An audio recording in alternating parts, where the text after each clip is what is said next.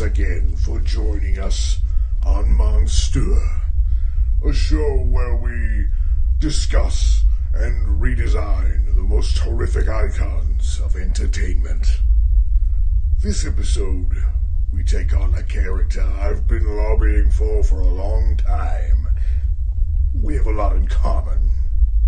It's time for Pumpkinhead. Enjoy.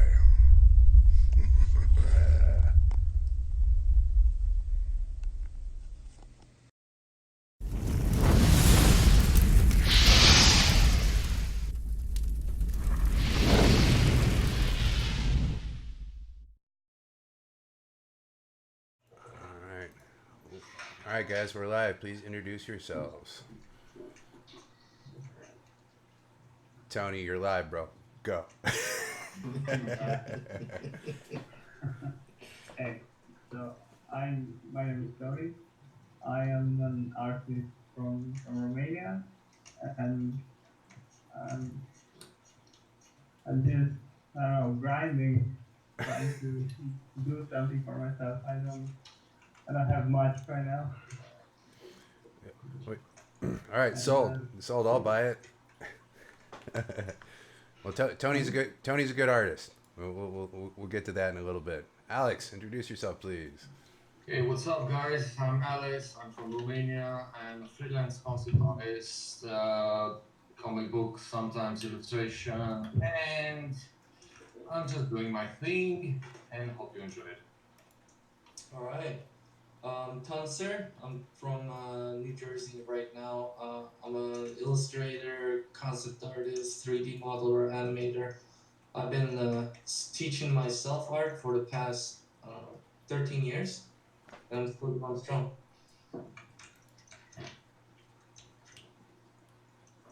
Jacob? Yeah, do I have to click on my picture here or something? No, I'm directing. I got you. So I'm Jacob Burgos. I'm former art director, current freelance designer. I've worked for Warner Brothers, AMC, DreamWorks, Batman vs. Superman, Walking Dead, and now I mostly just focus on art direction. Thanks. Awesome, man. Luke. Is that me? You're up, brother. All right, I'm Luke Schroeder. I'm a tattoo artist from Iowa and a professional pumpkin sculptor. I work with Little Fame Studios, and I'm real happy to be doing this one. Love it. All right. Okay, and I'm William Hand, and I'm just a freelance guy in Rochester, New York. All right. The mysterious hand. I can only see your mouth, but that's all right. Okay. It's a nice mouth. That's all you need. That's all you need in life. That's all you need. And I'm Jared Coffrin. I'm the host. I do these monster shows every 2 weeks, and on the side I do freelance myself, concept art. I do writing, I illustrate, and sometimes porn. All right. Look me More up. often than not. Look me up. Today, as our mascot so declared, we are discussing Pumpkinhead, which has been around for 32 years or so, which is, so when something's been burned into your head for that long, it's just the most easy thing to, redesign, right? So here we are. We're we're 7 artists, the best artists in the world. And you're welcome. While you're watching, you're welcome for us gracing your presence. And we're going to be exposing ourselves on camera for all of you, so you can see our designs, of course. So that being said, everybody watched the movie? Everybody did their homework? Yep. Yes. I know that we had some couple newbies to the show. Jacob, you watched Pumpkinhead once again? I did not rewatch it. I'd seen it when I was a kid, though, when I was about 6, and I reread the Wikipedia, and I think I got the gist. Okay, so it struck you enough to where you had that those all those images just burned into your skulls. So I remember when I was 6, I saw it in the video store, like the big standee, which is the standee, I think, for the movie is nicer than the movie itself, but it's a really nice piece of art that from the original cover. I think it's some sort of painting. It almost looks Pierce Nash. And yeah, it really stuck with me. I always remember that. see, I had never seen the movie before, and I'm not a big fan of B horror. But surprisingly, I watched this movie with expecting to hate it, and I see what they were trying to do with their super low budget of $3.5 million, and I appreciated their angle. Like they had some of the most cheesy shit in the world, but they had some compelling stuff too, like their over dramatic lighting, their which is kind of like I wish they kind of would have stuck to through the whole thing a little bit more, like leaned into it a little bit more. I don't know. I could see what they're going for. If they would have had a bigger budget, they could have made something maybe a little more special. It's I think it was so washed out, especially during the daylight scenes, that like it's hard to maintain any of that drama or fear when you don't have that more intense, over dramatic lighting. I think. Yeah, maybe. Yeah. Well, I mean, the older movies didn't have like all that treatment that Right. like Post correction. yeah, the post correction that newer movies have. So Luke, you're a huge fan of the movie, always have been, right? Yeah, definitely dyed in the wool Pumpkinhead fan. I don't know why, but it was such a it's not a complicated creature or a complicated story, but he was cool to look at. It's it's like it's a demon, so it's as simple as anybody, especially the great people with Stan Winston who made that film.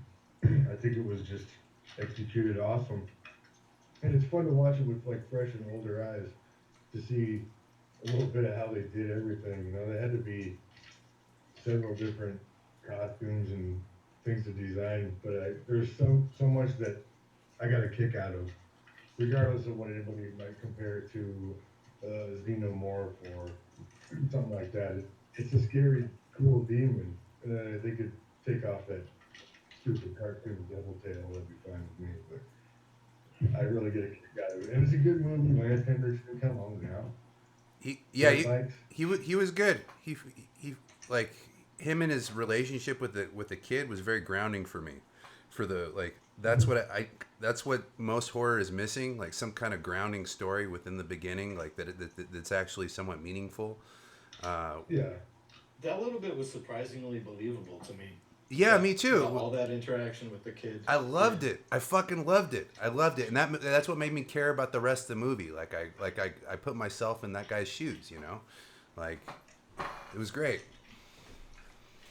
I thought the witch was a particularly thing that I overlooked watching it as a kid. But I watched this on the couch with my wife last night, and she's like, "Are we really watching Pumpkinhead?" And yeah, we are. So she thought the witch was actually pretty scary. Like, Yeah. I really enjoyed that part. She really looked great. I thought the lighting in those scenes were some of the best. Yeah, it's fantastic. Yeah, over the top, a little cheesy, like they had to throw in some tarantulas and shit, like and like when like come on, and then like when but the witch overall, she was cool. She's a cool character, Yeah. like Yeah. a little tropey, but like at the same time, like it kind of fit. They almost. If they just would have had more of a budget and leaned into their angle a little bit more, it would have been even more special, I think. Like, Well, it's based on a poem. oh really? And yeah, did anybody feel like going and looking at that poem? I didn't Is know. that what they were reciting? I did. Yeah. And Wasn't it that's a kinda poem cool. that was written by the author of the story, though? Yeah, I think so. No, I think it's a poem written by somebody else that inspired the guy who wrote the thing. There you So go. Oh, in the telephone, inspiration wise, but But as it is, it's not a really long movie, but it kind of tells its story. You know, you could tell the story of Pumpkinhead really quick, that of this movie, and the way it like kind of resets at the end. It's pretty sharp. I think it's meat and potatoes. well, You know, it's B, I guess, but it's good. yeah, I agree. Well, most good stories come with like you can describe the whole story like in a fantastical way and basically in one sentence for the most part. Like you go, Yeah. it's a story about this guy that this and this, but this happens, and then that's your story. Like if you start having a bunch of weird shit like like other stuff happening, it kind of convolutes the I don't know the rhythm of what you're trying to enjoy, I suppose. Yeah. But That's yeah, why I've always kind of really enjoyed this character. It was easy for me to understand when I was 6 and barely had enough time to get laid or anything. So I could understand it, and it was really cool. It seemed like it could have been based on an old Irish song or something like that. The way mm, this story pans out, it's cool. yeah. Anybody else? I'm done talking about this fucking movie. Get the fuck out of here. No. So so how about our Romanian friends? What did you guys think?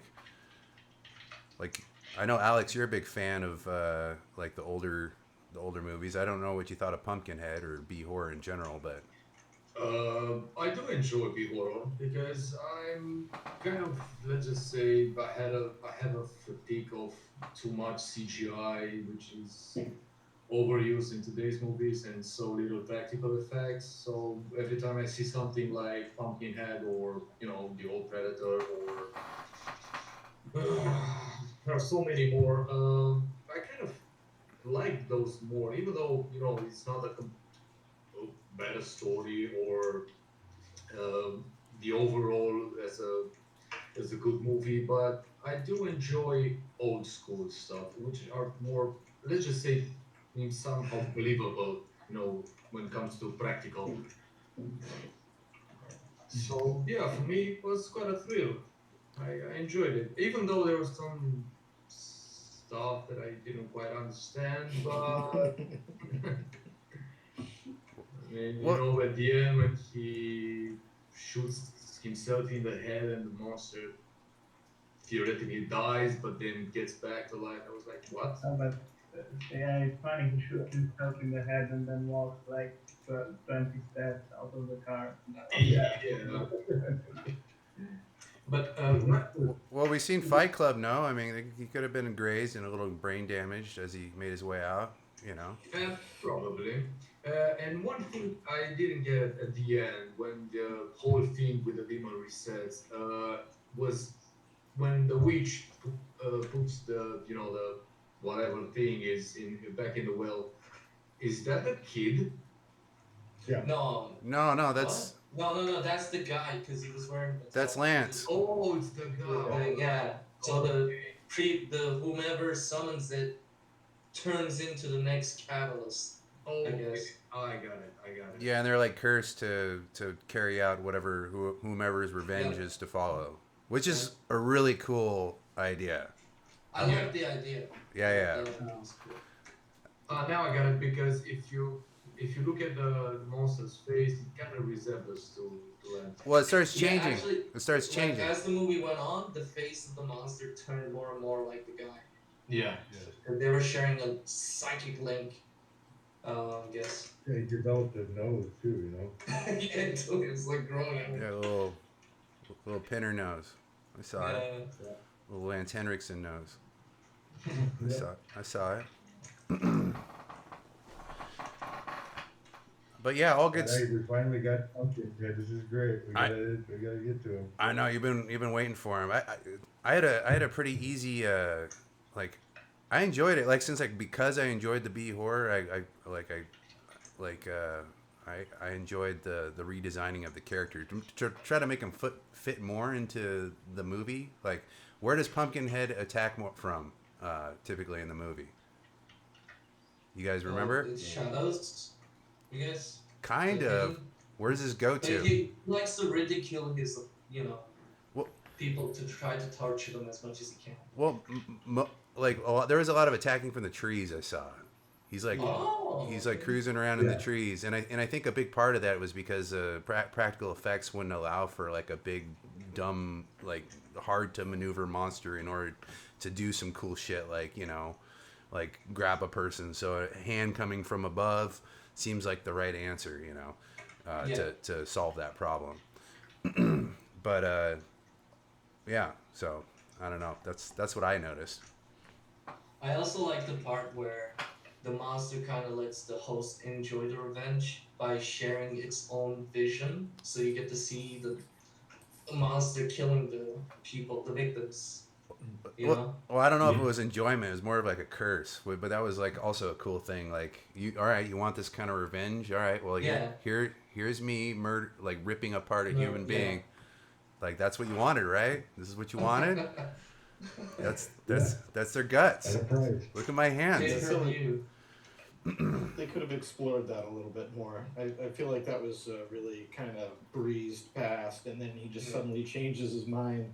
And you had a scene with him and the witch that reminded me of that movie, The Room. It was so bad. The contrast between the acting at the beginning of the film and that part of the film could not have been more more pronounced. That was humorous. That was actually my favorite part of the movie. So silly. I love that. I recorded that. I wanna actually. I was hoping to learn some of it. Learn some of his moves. He was kind of doing this and. I did not hit her. I did not. It would have been a perfect match. Ah! Or you could have done this, like that. The scream.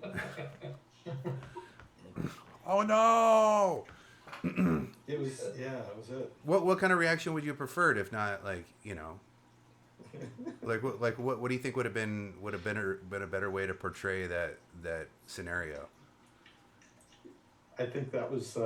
I think it was perfect. Get the fuck out of here. I wouldn't change a thing. You can't improve on perfection. Come on. No. All right. Fair enough. Well, are you guys ready to expose yourselves to the camera? My body is ready. Let's get it over with. I'm still painting. Okay, no worries. Tony, I know you're brand new to the show, so we're not gonna expose. You don't have to expose yourself first. We're gonna let your Romanian brother do it. So, Mr. Alex Popa, would you oblige? Yes. Okay. Just a second. Just to finish. Okay. Oh, no.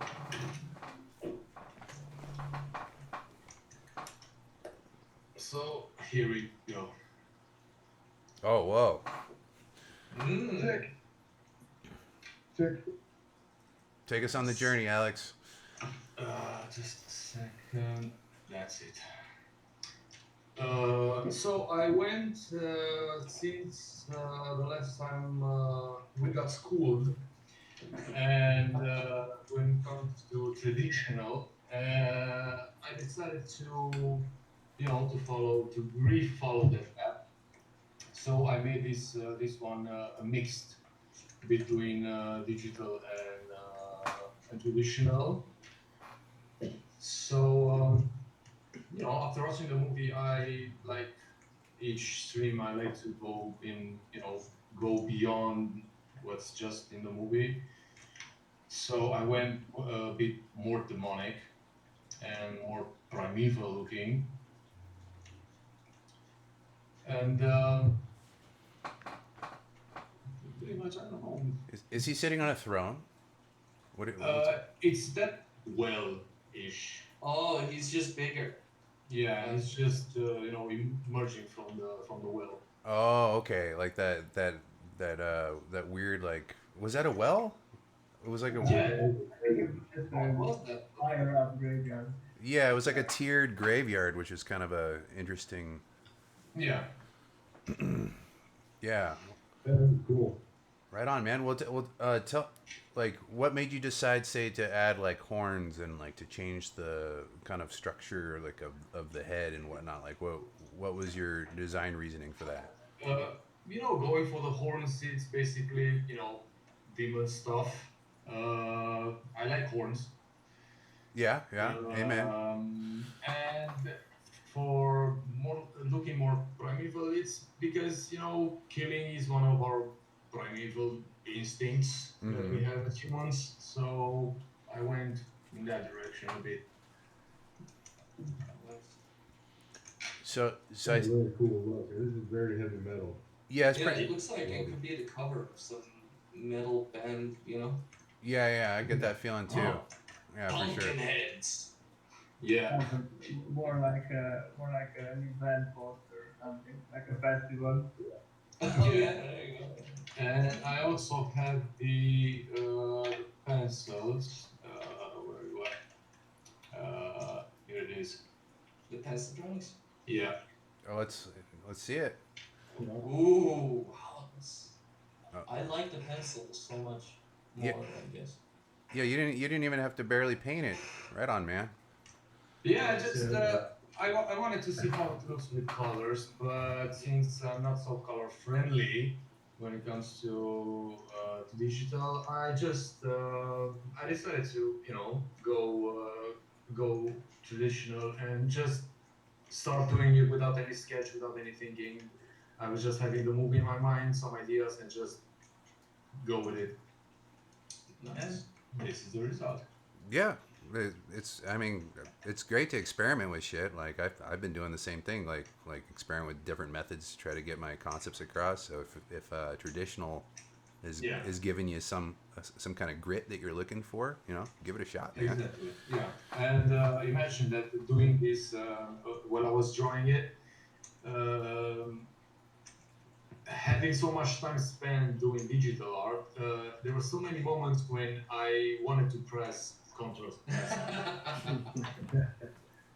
I was like, oh my god, man, I need to draw more on paper than. But it's fun, and I enjoy doing it. I love it. And I tried to do a different type of line art this time because I like to experiment with line art. What did you do different to experiment? I went instead of having two lines to be more sharp or exact lines. I went more sculpture, like organic, more organic. Round lines. There are no sharp edges or something. Besides the gloves, and that's it. So basically, you're using the side of the pencil a lot, trying to like kind of chunk in little shapes and whatnot. Exactly, yeah. Okay, that's cool. Right on. So, like, how do you see this guy moving around? Like, how's he like is he like walking around like Pumpkinhead in the movie? Is he crawling? Is he attacking from the Not that one. trees? Basically, think of him as an ape. Having huge arms. Mm-hmm. If he just had to pose, it could be on just like a gorilla. Okay. Oh, okay. Yeah, yeah. Short That's legs, huge arms, and that would be his kind of movement. Because I didn't want to go with the legs that's in full formed legs, just like chunks of legs. So that's why his arms are his means of movement, and also feeding, attack, or something, viscerating victims. yeah. I could kind of see Nice. him knuckling the ground, like kind of with like his hands that are mostly just kind of mostly horns, actually, mostly claws. So like that, you Yeah. couldn't even feed himself. Those hands are made for just destruction, and that Yeah, alone. exactly. Yeah. His He purpose feeds, he is. feeds on souls, right? There you go. Yeah, you could say that. Yeah, hell yeah. So what would you say? What would you say your favorite part about your design is, or your process rather? Either one. The fact that I enjoy doing it traditional, that I just went with the flow and couldn't stop, and just like I spent half a night just doing it. That's the best, isn't it? When you just get lost in your work. Exactly. I just love it whenever that happens, and then days go by. Yeah, Yeah. like 6 hours goes by. I've always found that because I do a lot of sculpting in virtual reality now. That Oh yeah. holy crap, like 4 hours will go by, and Yep. and like I'm like whoa, like I wouldn't have done that normally if I'm just painting like digitally. Like I'm more distracted. Like I got more surrounding my vision. That you're locked into a world, which is pretty amazing. Yeah. Get into that flow state. Yeah, which is difficult to get into. But Okay. so Alex, what would you say your least favorite part about what you did is? The coloring. The I color. went. Yeah, I didn't know. Since I'm not quite friendly, and like I said with colors, I keep repeating myself. Um, I like in a way, the combination between values and flat colors. Old school stuff. That's why it ended up looking like a poster. That's okay. Like I for one love it. I think it's beautiful. I think it's metal, dude. yeah, it looks Yeah. metal. I think you should. Metal. Yeah, yeah. I think you should explore that. Like this. I don't know this technique a little more. Like maybe lean into it a little bit more. Like try to figure out like how you can make it look even more metal. You know what I mean? And just keep on. Yeah, the style of the print. Yeah, since I've done it now, I know how to go in my direction for the next one. So yep. Yeah. Well, it looks like you were able to carve, really show some extra form on the back by lighting it in Photoshop.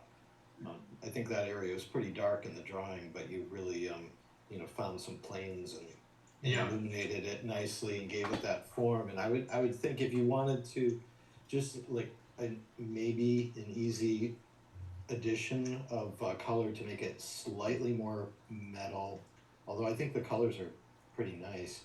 You could take some third color and pop it in. I don't know how to describe without. I'm trying to point to my screen. We're following.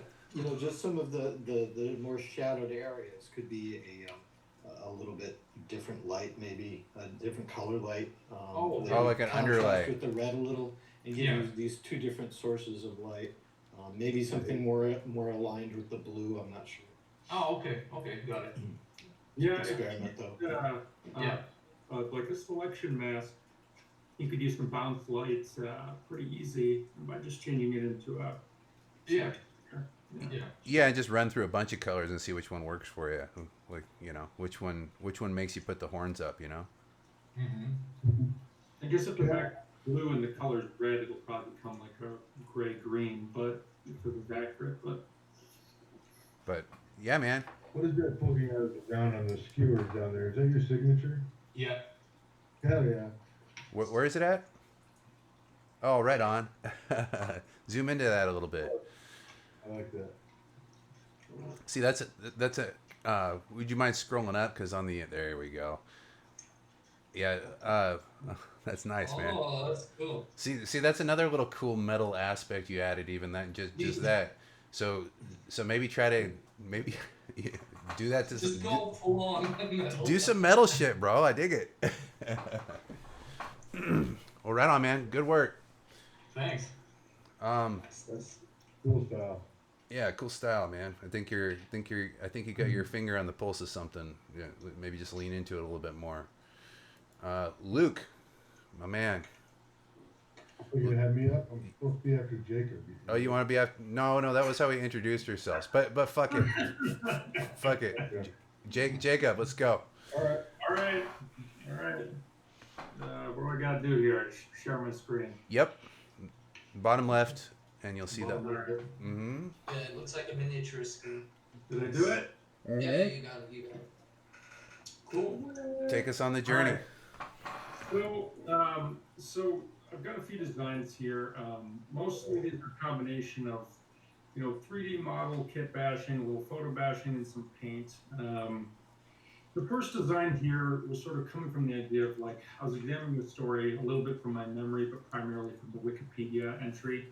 And it was talking about how, the kid is, badly injured or dies, and they take a corpse back from the grave and turn it into a monster. And I just felt like I should merge timelines and make the kid be the sort of monster, sort of be like um, the kid is not himself, and he is possessed by the demon, but though it was sort of formed from his damaged body. And I brought the pumpkin in quite literally because he's obviously pumpkin. Oh, Henriksen's kid.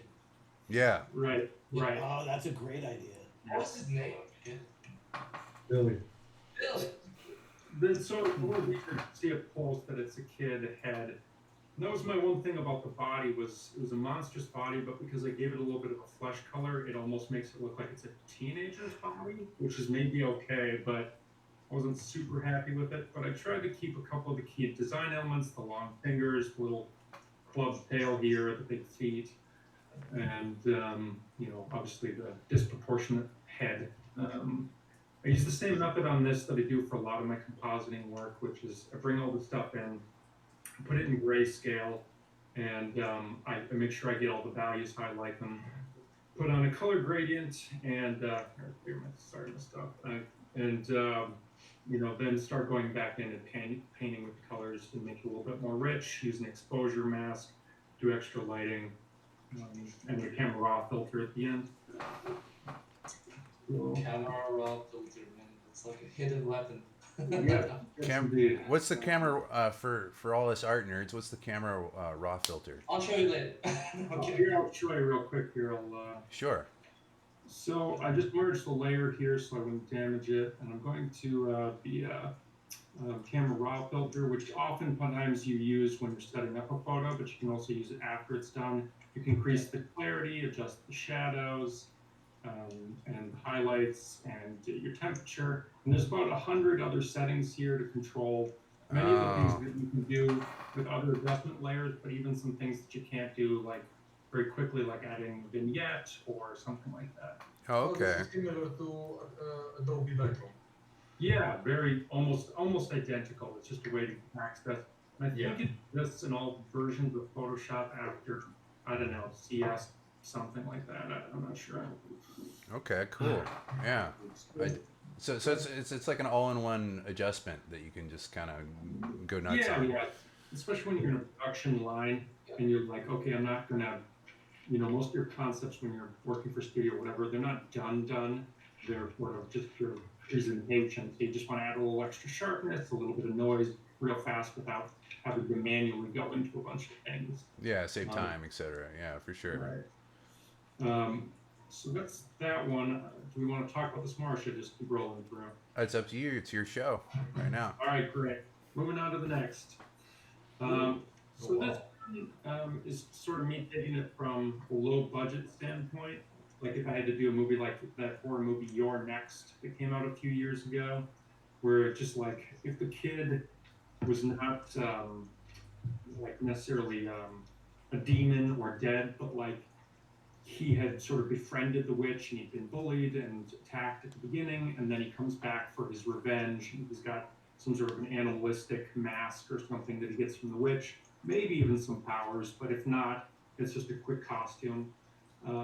So I sometimes do stuff like this, especially for if I'm working on projects for film or TV, when they don't exactly know what their budget's going to be. They're doing a lot of pre-visualization. And so sometimes you get specific direction, but oftentimes it's very loose. Sometimes the script isn't even done yet. So it's like sometimes you can end up shaping the course of the project by suggesting an angle.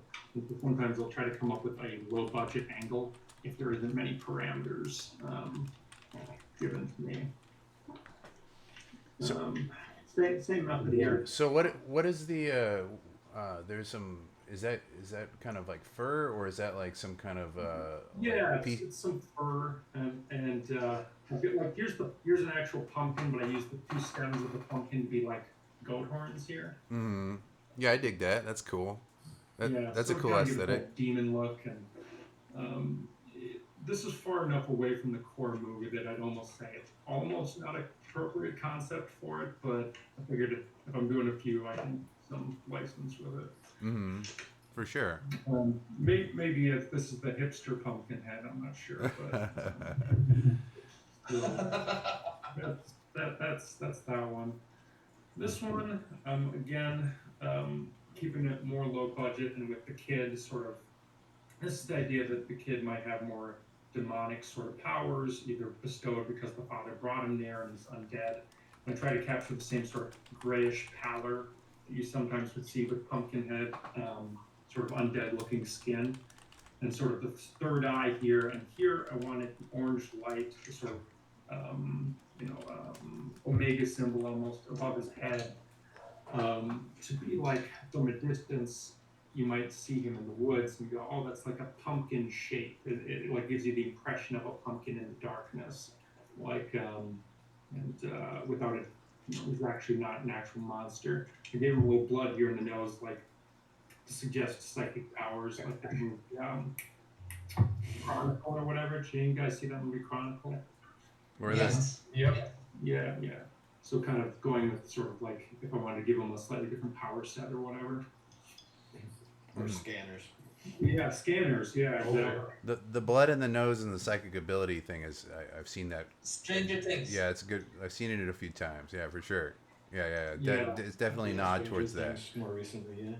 I gave him the Dodgers sort of hoodie here because when I looked at the movie, it had been filmed in Los Angeles and whatever. So like this is the whatever 1980 whatever Dodgers logo, I guess. So just it's one of those things where it's like this isn't a full character design. Obviously, it's just an idea, but you throw in a little detail like that, and who knows what might end up in the movie. So this one is an unfinished one that I wasn't liking, but I threw on a few filters real quick just to say, hey, here's a fuck up. But like this one, I was like, what if it was a Japanese horror film? Pumpkinhead meets the Ringu or whatever, The Grudge. So the Pumpkinhead here is more in the shape and not much else, and that's why I didn't like it. But I did keep the monstrous hands and give a little, I don't know, fucking Power Rangers jewel in the chest. I'm not sure, but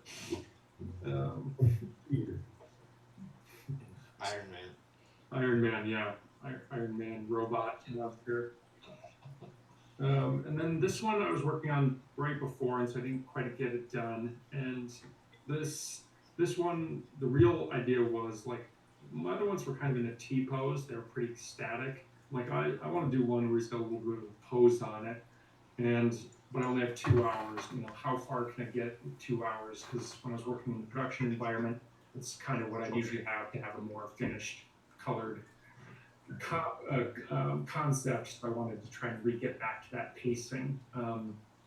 It sort of looks a little bit too much like the alien from Aliens for my liking, but I think This does? yeah, Has like a with back, Giga vibe on it. yeah, Geiger sort of. How do you see this guy moving around right here? That's a good question. I think part of what I was thinking about here was sort of, what do you call it, a homunculus or whatever, like a composite of different maybe forest animals and creatures that the witch had summoned to become Pumpkinhead. And I thought it might kind of move around on all fours. And so it's got these tiny, like little, I don't know, goat legs or something. And so I don't know if it could be walking around upright, but maybe it'd move around on all fours. And again, I had this sort of face of the boy or something on here. I think I kind of got stuck in that mindset and was having trouble getting away from it.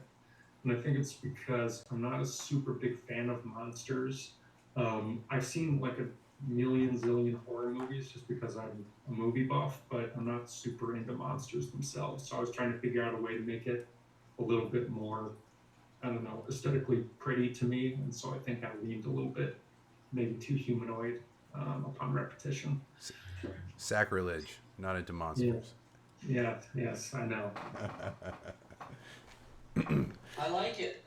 I kind of imagine this one, maybe not on the ground crawling, but because of the psychic demonic powers, maybe it's like swimming but in air, kind of like a Sure. shark. Oh, that'd be awesome.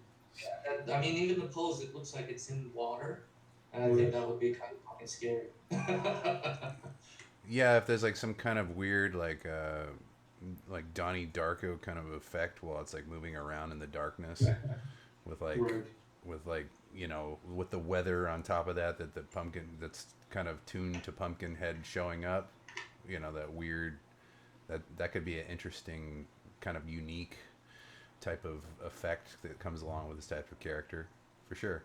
Yeah. Yeah, that'd be interesting too with what you were saying earlier about maybe it's moving through the trees and stuff like that. If it lives in a more aerial environment, maybe it's hanging from its by its tail like a possum. I'm not sure, but I mean, those hooves. I don't think it will make it easy to climb trees with the hooves, but no, I think it'd be tough to climb the trees, but it might be up in the trees, and it could use its hands maybe. I don't know. Yeah, I could see it also move ape like for sure. It has like mhm. the rear legs are a little they're small. I don't see them being extra effective. So maybe it's like a moving kind of like a wounded ape. Yeah. Kind of this weird, creepy, kind of like draggy I can foot. I can see the head of this. What's that? I can see the head of this thing like kind of like oozing out of that neck spot, like to kind of show somebody the resemblance it has to I don't know, whoever Right. eats it. But that's It's kind of like neat. a reveal. Its head pops out like a turtle or something. Yeah, yeah, or God, or that's not even scary. like that. Like it's like it's like this like orby type thing that's kind of like just kind of moving and shit where the head is, the head and neck area, and like yeah. it has like images of horror that it brings up, like past victims or the person that it represents, Oh, or stuff like that would be an interesting dynamic to the creature. That one's cool. But Okay. so Jacob, what would you say your favorite one was? We know your least favorite one. You didn't like your anime one. Yeah, I hated the anime one. I think I liked how the lighting came out on this one the best. I feel like I'm sort of torn between these two, and I think the reason why I like this one especially is because I feel like because he is called Pumpkinhead, giving him a pumpkin for head could have come off as the stupidest thing in the world. I feel like here I somehow was able to get around it a little bit by having it, I don't know, feel like more of a helmet or something that it was the face was breaking out of. Mm-hmm. And I'm always happy when I can figure out a way to be literal without it coming off as cheesy, or not as cheesy as I feared it would, I guess. So I think this is probably my favorite. Okay. It it's I a, it, think those feet, those are awesome looking. what's Thank that? you. What do you say was awesome looking? I missed it. I'm sorry. Little feet. Oh yeah. are they like roots? Yeah, I think that almost. I think that's a result of. So when I do a lot of my 3D work, when I'm some of the stuff's positive, but like I'll take a part, like, and I'll just keep repeating it. Like I'll rotate it into the legs and the arms and the shoulder positions, and then I'll kind of remodify it and paint it. So some of it ends up looking somewhat normal and real, and some of it, like if the splash of water wasn't there, the bottom of the toes are kind of a mess. Like they're kind of just globular. So I think it ends up giving it a little bit of a root look, but it's more of a mistake in design choice. I mean, it's a good skill to have to hide things. Yeah. I like the tail on this one. It looks like a blade, some sort. Oh yeah, for sure. Yeah, I yeah. mean, that's the monster could really use it.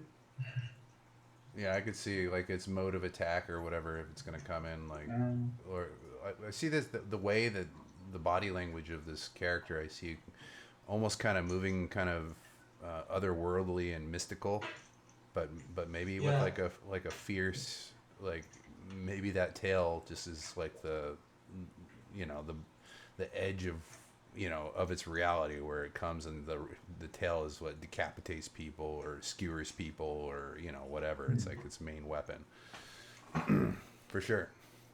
All right on. Nice. I think I enjoyed this one a lot too because it was the first one I did, and I thought, well, I'm gonna do one, and I enjoyed it enough that I'm like, all right, I'll do a couple more. I wasn't sure if I'd get psyched up about the project or not, and it's kind of where I realized, oh man, I haven't done this kind of work in a long time. Most of the compositing and art direction and stuff that I do is related to key art, so that's like movie posters and stuff. I don't do as much concept work anymore, so it's kind of fun to get back into. Dope, man. Yeah, right on. Well, it's definitely a fun challenge. Like every time, and some are extremely hard. You know, like actually most are at least hard. They're at least hard. So yeah. So this was your favorite for various reasons, and your least favorite. Let's go back to that one again. Why did you not like this one? I think the thing is that the idea of like, oh, it's the Japanese version of the Pumpkinhead, that could have been a cool thing, but I didn't have enough time to actually develop the idea for myself in terms of something I felt was authentic. Like I feel like I just kind of, I threw on the geisha makeup and put on almost Japanese looking flag waist towel here. Like I don't feel like I really actually got into anything specific of the culture. I feel like I really went for like, if you're taking an American person and I said, what do they have? You'd be like, I don't know, chopsticks, geisha. Oh my god. Like Godzilla. And then they started making a design out of that. So that's what I didn't like about it. Also, because I wasn't intending to do the design that I did after this, like I was just sort of rushed and I didn't get it out of the T pose. And I feel like it's just so flat and static that if I hadn't added the little blur to sort of the abstract wings, it would have just felt completely dead on the page. And that's always a danger when you're trying to present something. So Yeah. I wasn't happy with that either. Yeah, utter symmetry kind of. I don't know. You're right. It kind of deadens the experience a little bit, like for whatever reason.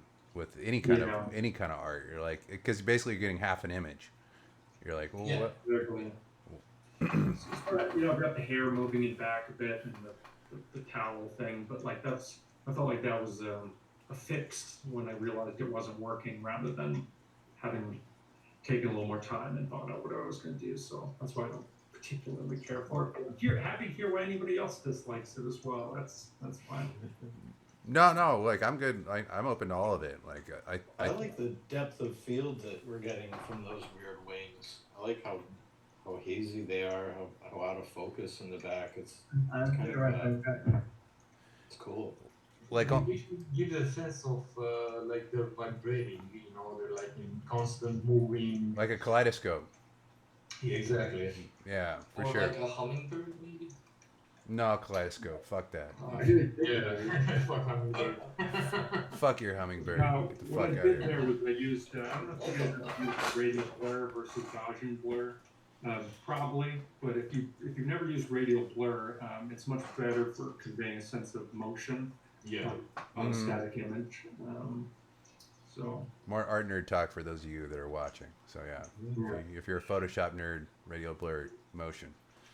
yeah, that's a thing. Like I definitely came to appreciate, doing more art directing and stuff. Like half the people I work with are better illustrators and designers than I am.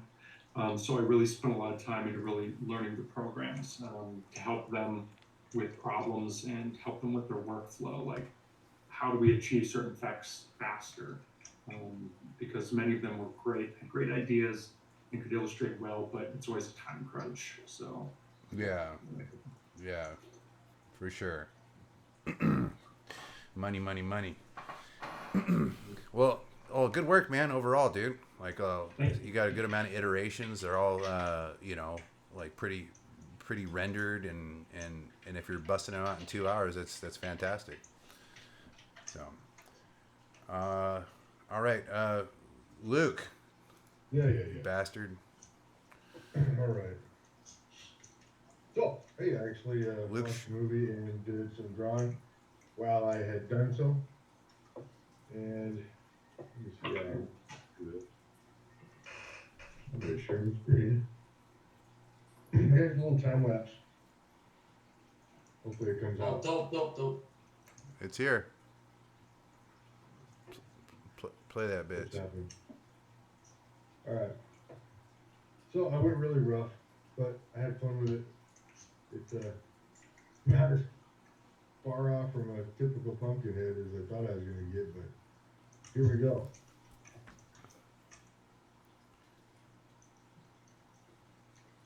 I'm getting So excited. Oh, you got some trees. All right. yeah, See, okay, I got the pumpkin, the altar. yeah. I dig I it. was really digging that scene, so I basically, got that going again. Really rough, but I thought that scene was so cool. I never really cared for that when I saw it originally, but here we go, starting to form the guy. I wanted him to have a definitive reason to call him Pumpkinhead without being a pumpkin and having those kind of rooty tendrils and the vine kind of thing happening out. Because what I gathered from it was it's really like a hillbilly lore Hmm. from just given his story is a amorphous one, but it comes from that old child what nobody wanted or they was ashamed of. And, some deformed kid turns into this hideous thing. Hmm. And of course, but I can pull up my actual drawing here. And yeah, I mean it's just rough, really sketchy. But Well, I think I you didn't got really enough there, change man. him a whole lot. I just wanted to have some more holes in his body, like kind of a pumpkin vine scarecrow type of character. You getting that? Yeah, I could see it for sure. Yeah, Like, I think the like, silhouette really makes it obvious, though. Like, really informs the aesthetic a lot. It's cool. I dig that you're sort of harkening back to some of those little elbow and shoulder nub things, but you've made them seem a little bit more. I don't. You've pushed them further away from the sort of xenomorph Yeah. aesthetic, and it's very much its own the Pumpkinhead thing. I think it's working really well. I like it. I always wanted to get away from that kind of crutch somebody can say that Pumpkinhead is a little bit derivative because there's always been a xenomorph, but people have been fighting around that trough for a long time. So I just wanted to. I like to use those nubs. I thought those were a cool look, but yeah, they did look a lot familiar. But I don't think I revolutionized anything, and I never do when I do these things. But I like that economic inflation for a mask. Maybe he comes out on Halloween and people are unaware. Just fucks them up. Dennis mask. No, especially like if it's a silhouette or something. Yeah. All right, You like like what did you have here, man? what's that? That's simply it. I didn't really have a lot as far as a really unique story. It's the same cat, but more of a pumpkin for its head. And How more do you hillbilly. how do you see him moving around, Luke? Like his motion. Like, You ever see that movie Pumpkinhead 3? I haven't seen Pumpkinhead 3. versus Watermelon Butt? Get the fuck out of here. No, I'm just kidding. But it's just very humanoid. Okay, so kind That's what it is. of cruising around, kind of like a I would have savage. watched that right after the stream ended. Me If that was a too. real thing. What was it? Watermelon butt? Damn. Yeah. Yeah, it's the final battle, dude. You got to see it. It's the final battle. It's better than Or Pumpkinhead is it, 1. there will be an egg at the end. somehow. And a question mark at the end. I wanted to make him bigger, so I think I brought up the scale quite a damn bit. But this kind of thing, reads as more scary to me than angry-eyed, gold-faced, bulbous. Yeah. I keep drawing from the Lovecraftian well, like, if they had some spooky lore about that old boy up there, man. You don't go messing around up there, And there's this critter that can come out every once in a while. That intrigues me a lot more. I could see how skewed this was. I drew this on my iPad, and now I see how right-handed favorite it is. I, Uh, I like his skin and how it's like it just looks. He's like between a corpse and a plant. So Yeah, yeah. I think that part's like well thought out. Of course, underlighting's nice too. Really pushes the creepy factor. I But was gonna have like, uh, a source of that lighting showing around, but I think I got my point across without it. you don't need it. it- You don't need it. well, in this scenario, I kind of well, I guess you didn't. Did you think of it almost like someone is coming up there with like a torch or something? Yeah, Exactly. yeah. That's what I I was got. gonna Like this. I was gonna have a truck shining lights, but Yeah. it wouldn't have been. It would have been more just for the sake of the dynamic and not showing the form. And I just wanted to show the form as much as I could, and show that kind of scene and get the, you know, you can imagine the soundtrack to this picture. I can, but yeah, it's enough. I got a little overzealous with some mist and smoke and shit, but it's okay. I'm pretty happy with it. Yeah, I like him, Yeah, man. come on, man. So, to address your questions, I hate the smoke and meth. That's what You hate the what? I hate the stupid death nature of it. Sorry, I lost you. Yeah, I couldn't hear. Yeah. Are you getting me? I got you now. Yes. You hate what? Right. I just hate the sloppy nature, and then I kind of got carried away with like fog and mist, and I wasn't trying to hide anything. I just wanted to have some sense of scale and atmosphere. This looks totally different on my monitor than my iPad. Does it? Is that much different? Yeah, quite a bit. Like, in what ways? Uh, there's a lot less blending. Like, I got all these sketch lines and stuff showing up. Where, maybe I was sleepy too. I was. I know I was. I wanted to ask you, do you flip your image when you do it? When you draw, Well, sorry? do you flip your images when you draw? Like just flip it like you would see it in a mirror. Yeah, I didn't do that. I understand it with the drawings, but Yeah, you said it was it turned out skewed, and if you flip it, it's easier to see the. oh yeah, I know. I didn't do it. I can see it flip now, and it's not so bad. No, I think it's fine. It's a deformed monster. Yeah, he's kind of asymmetrical to begin with. He's supposed to kind of be Yeah. like that. So. Yeah, I'm just saying that you should consider this while you're drawing, so you can check yourself.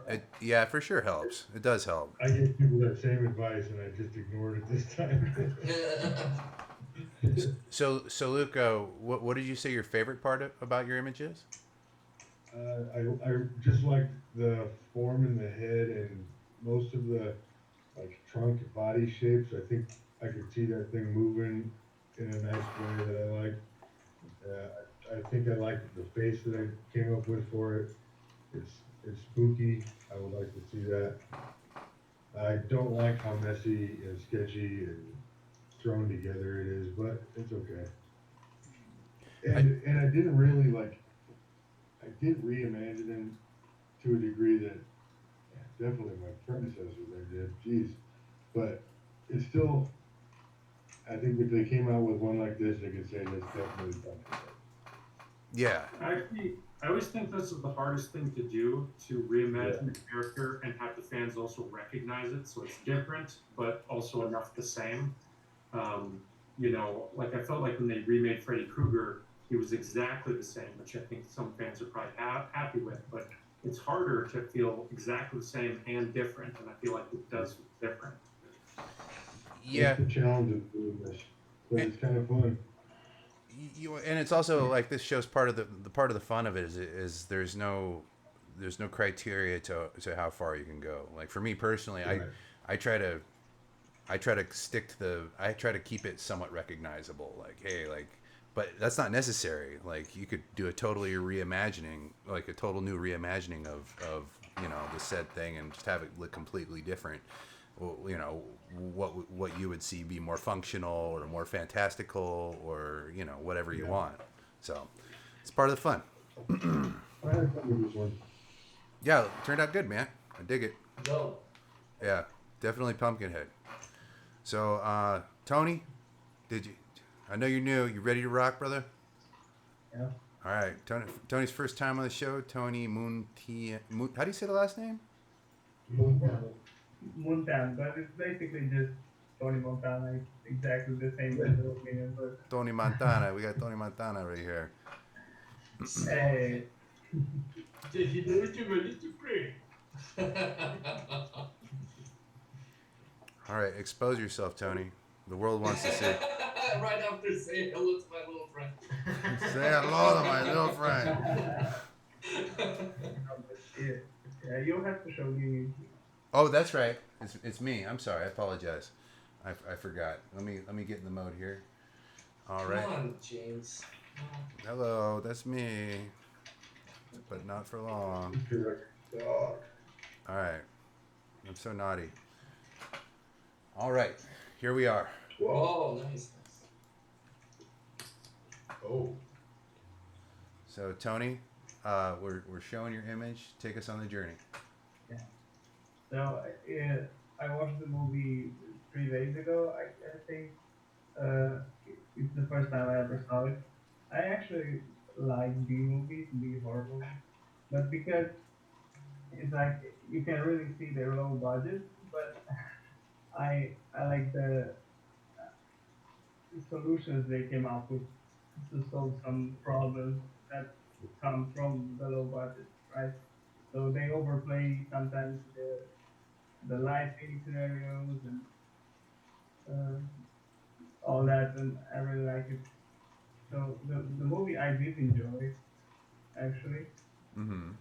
I didn't really, maybe because I had low expectations. I mean, the name, just from the name of the movie, it's like, oh yeah, Pumpkinhead, yeah. But it was actually, it's nice. I love that When I fucking face. actually, Love it. sorry? I love that face on this guy. I will explain it in a bit.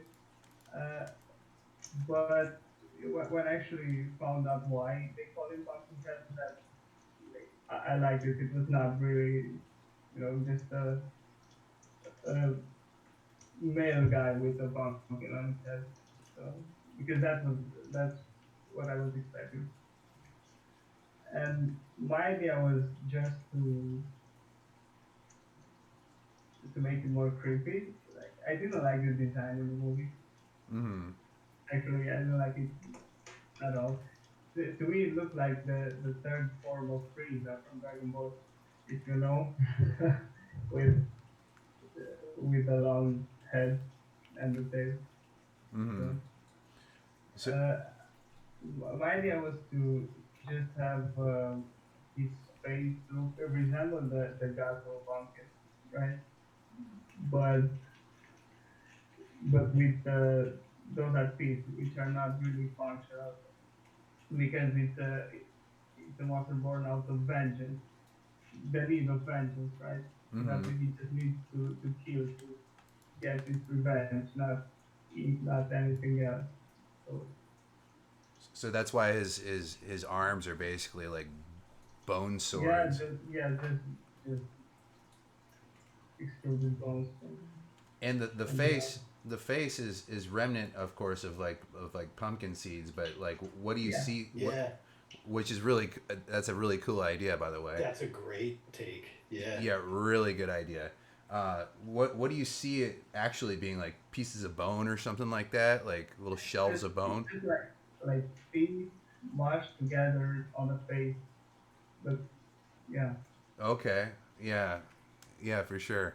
Yeah, like various teeth. Yeah, I could see that. Maybe over the years it has just accumulated them. Like every time like he kills, whatever Yeah. he assimilates who knows?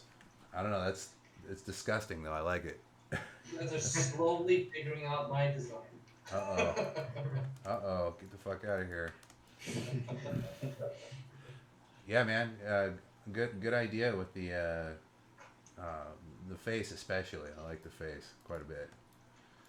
And you kind of did a little nod towards the hillbilly aspect with the the overalls because you know Yeah, yeah. I mean, I wanted to keep that pumpkin patch aspect of it. So, I wanted to make you think of a scarecrow or something, but as it because it's a body from the ground, it could have been buried like this.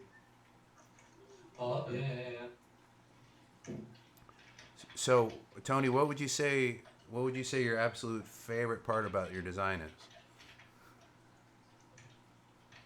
Um, yeah, it has definitely the face, but actually, I like the composition of the image more than anything.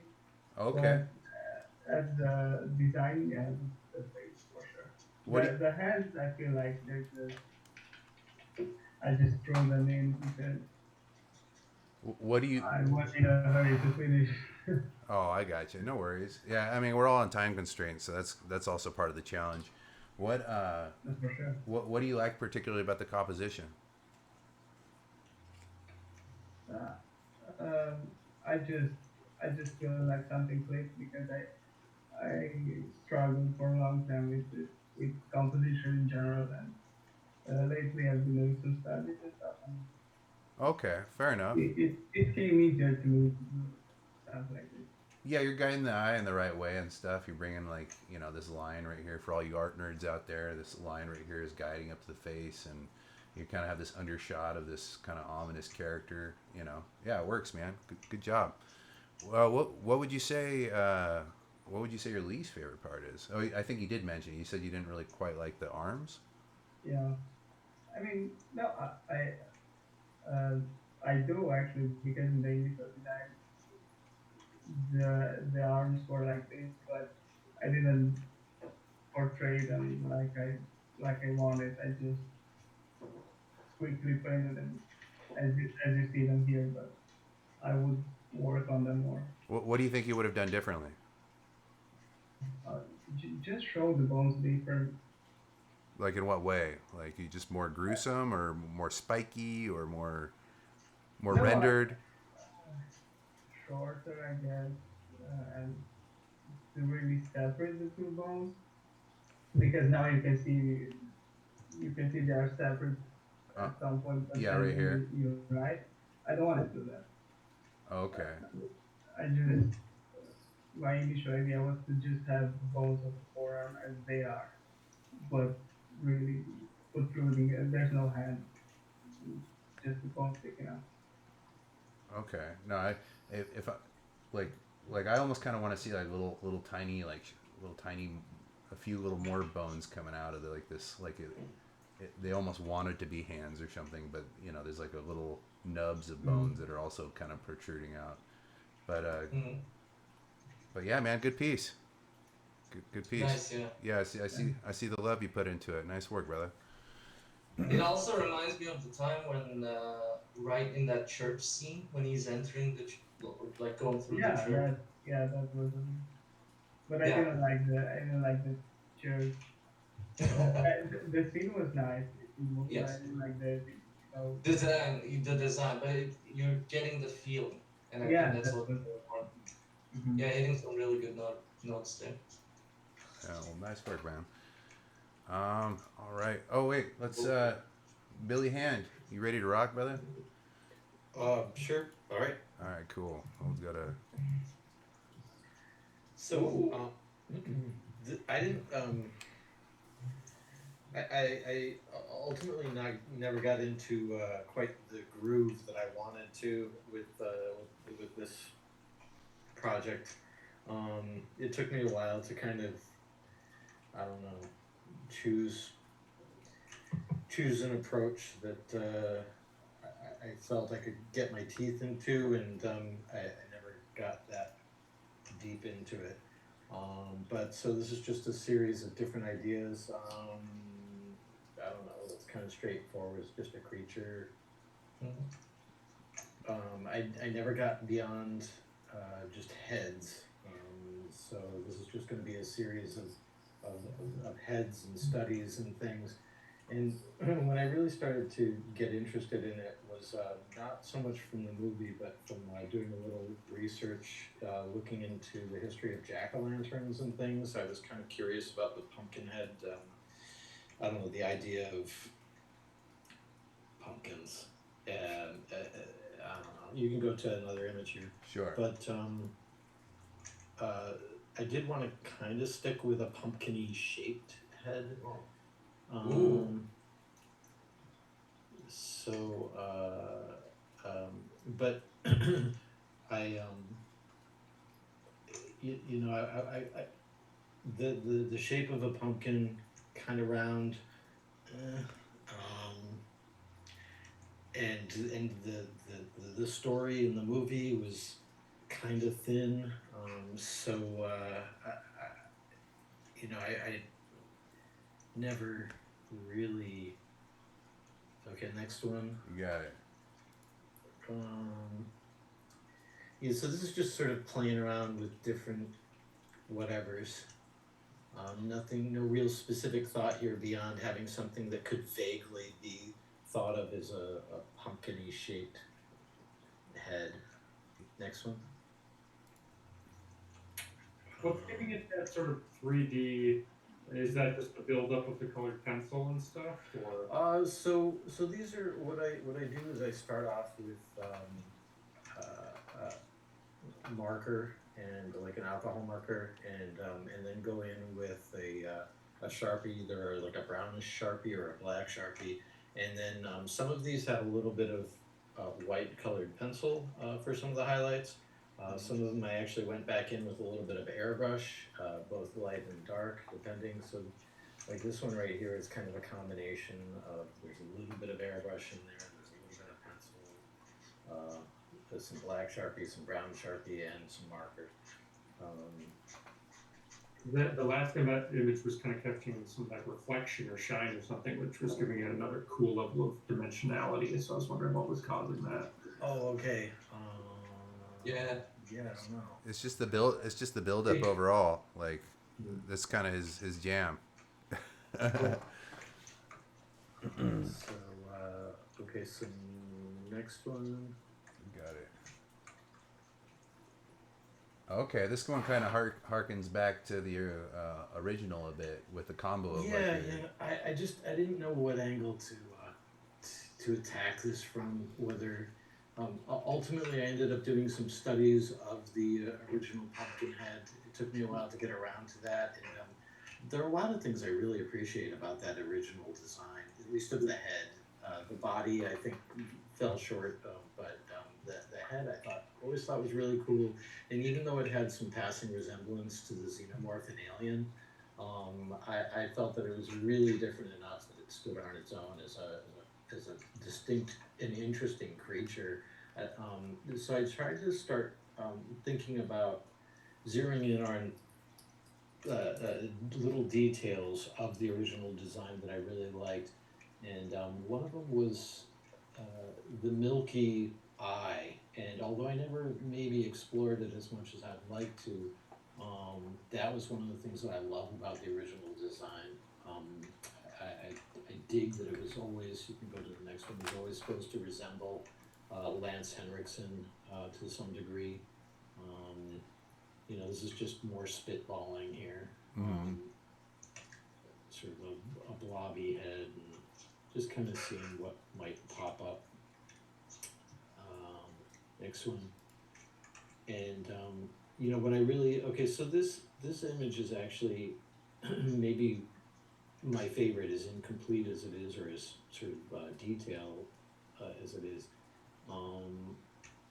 I started thinking about what the nature of this creature is, and how it is an expression of the anger and fear and sorrow and a sense of helplessness.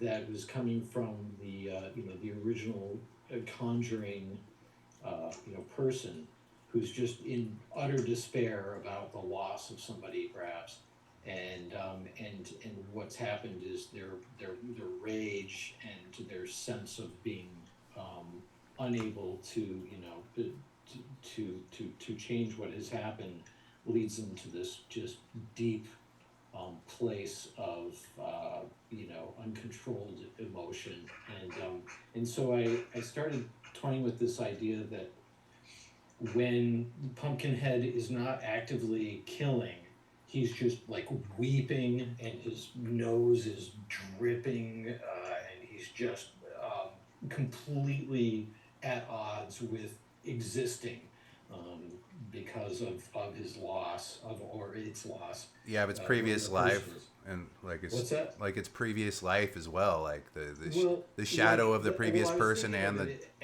it the whole thing with the connection of the Pumpkinhead to Lance Henriksen. I only watched the first movie. I never watched any of the others, but I sort of took that and I ran. I said, okay, they have this connection because the Pumpkinhead is loosely it's a demon of some sort, some trans-dimensional creature. I don't know. I read a little bit. And there were different ideas. They seemed piecemeal and just sort of thrown around. I didn't feel like there was any cohesion to anything in the story at all, except this idea that Lance Henriksen's character was just so filled with despair about the loss of his son that he didn't care who he killed, really. That people had to pay, and so the people he thought must be guilty of this crime of killing his son.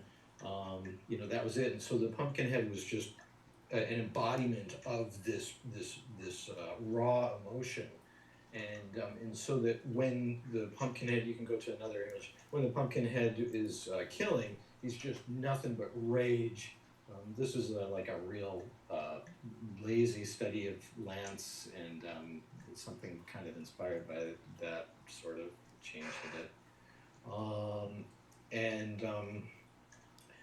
And so in those moments he's nothing but anger and cruelty, because he wants the people to feel as much pain as he can inflict upon them, which you got in the first movie a little bit, where you tried to he seemed like he was enjoying torturing his victims a little bit. And you can go to the next image, and but I really sort of taken with this idea that when he's not actively killing, it's just this creature flying through a world that holds nothing but pain and awfulness for him. So here, this is doing a little research on jack-o'-lanterns, learning that they originally were carved turnips, I think from Ireland. And oh man, that's where this all came from.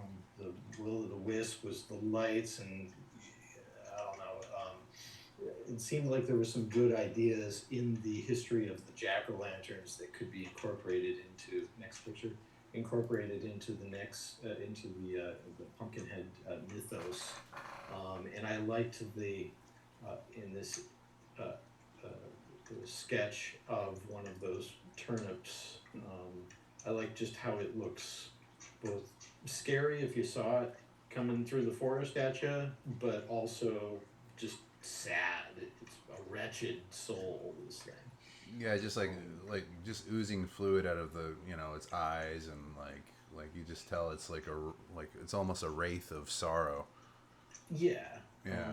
So that's the that's what I was kind of tying my next image. That's what I was kind of starting to tie things to. I kind of like this one a lot. This was one of the first things that I drew. Again, nothing more going on here than it's kind of pumpkin-like. The explanation of it rising out of a pumpkin patch never made sense to me, that we would call it Pumpkinhead. I always felt like it had to have something vaguely pumpkin-shaped about the head to be called Pumpkinhead. So Actually, this is it. That's what I think. That's what I liked, actually. That it didn't have anything besides. But it did have that elongated, cranium or whatever that was vaguely pumpkin-like. Yeah, it was a little pumpkin-y. Yeah. Yeah, I mean, I don't mean like literally it's a pumpkin, but Yeah. I was trying to play around with something weirdly blobby shaped, fleshy that at a distance one might mistake for a pumpkin, especially if it's within a pumpkin patch. There we go. More of the same, just kind of weird blobby heads. Next one. Again, same thing. Yeah, that looks pretty. Oh man, that's cool, man. Thanks. That medium looks like you have a lot of fun with this medium, dude. Oh yeah, well for sure the combination of marker and pen and then something lighter colored is whether it's gouache or colored pencil or airbrush. And these are usually quick art, right? Because there's a lot of energy within these sketches. Oh yeah. Dope. Yeah, these are. I apologize for the quality of these photos. I was kind of rushing the whole thing. No, it looks really good. Okay, great. So yeah, I like how this one turned out. Oh man, I think this is my favorite one, bro. Another Oh, thing. that's crazy. I was trying to get real abstract. Thinking a little bit more about. I think I read something by the Stan Winston crew how they were saying that they threw out Lovecraft, H.P. Lovecraft, and the idea of transdimensional creatures and things, and so I just thought, well, maybe maybe it's something we don't really understand what the heck we're looking at. Right. Makes me think a little bit of the Brundle fly or the fly with Jeff Goldblum a little bit. Dude, I want to redesign that. Or like that'd be fun. That head shape of the Guyver. Did you guys ever see that movie, The Guyver, with Yeah. Mark Hamill? It's got a Yeah. little cool vibe to it too.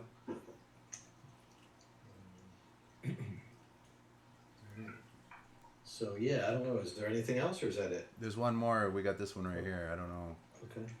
It's kind of got some multiple eyes up in the image number 7. Oh, nice.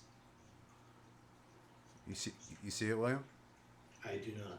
Okay. Well, we're on I see it. image. Well, I'm not sure. What can you describe it to me? Yeah. It's a frontal shot. It's kind of the similar shape of the last image that we were looking at, and there's. Oh, it's got a gaping maw, multiple eyes. Yes. That's right. Yeah. Okay, yeah, I see. Yeah. So just sort of more of the same, except trying to really sell, a gaping maw, and the idea that the things that make it look vaguely pumpkin-like Right. are shifting folds of flesh or something that it kind of pulls apart. You get to see a little bit more of it. I was thinking about the idea that some of what made it look like a pumpkin head were these almost cancerous nodules. Another idea that the hatred that was feeding this beast was like a diseased. I don't know. It was a disease in itself. And I love this idea that I think it was Popa. Yeah. Alex, you were. I think it was you talking about having the sun being the seed of the creature. Was that you? No. No. Okay. No, that was Jacob. Yeah. Oh, Jacob. Okay, I'm sorry. I really dig that idea, and I think that could be that could provide all kinds of conflict for the father if he realizes that he is forcing his son to behave as a automaton to, strike out at his perceived enemies when the son is like, oh, it's just an accident, but he has no control over what's going on. So his father realizes that the price he has paid is to put his poor suffering, his poor son through this extra suffering. Yeah, that's of hatred, and when their relationship had been so based on love and it's like he got to see the worst of his father through this terrible just a tragedy all around. I dig that. And in the end, he has to kill his own. He has to go through killing his own son. Oh, sorry. The mother and the father as well too. Yeah, I mean, it's not. I feel like there is a little bit of a little bit more to the whole basic concept that could be. Yeah, I do a lot of writing, concepting and stuff, and I was trying to figure out if there's a problem with the story, because I worked as a script reader and did ghostwriting for movies and stuff, and so a big part of what we do is trying to figure out, like, is the script salvageable or not, and how much do we have to throw away to keep the script. So that's always something I'm thinking about. Where can I merge storylines and reduce characters? Where can we have 2 characters instead of 3? That's always been my mind. But obviously, when you're designing sometimes for a company, you don't have any choice about that. But